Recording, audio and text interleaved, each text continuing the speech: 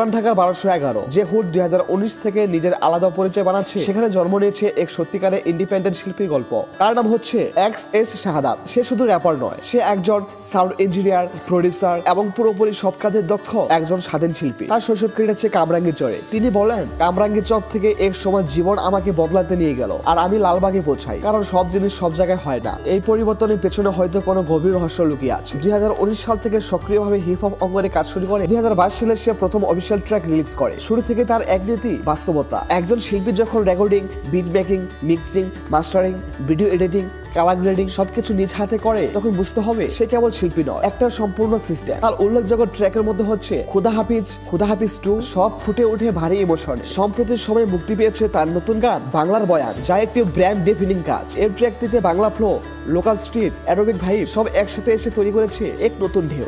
বাংলার বয়ানে ফ্লো এমন লাগে ভাই বেডা হেরাবি, বাংলার মার্কেটে নয়া মোড় দেখলি আইসি সুনামি, জ্বালাই দিয়ে সেক্টর আমার কাছে ডাই ফেরারে, আমার ভালো দেখো পাছা জলে লাগে জোনাকি।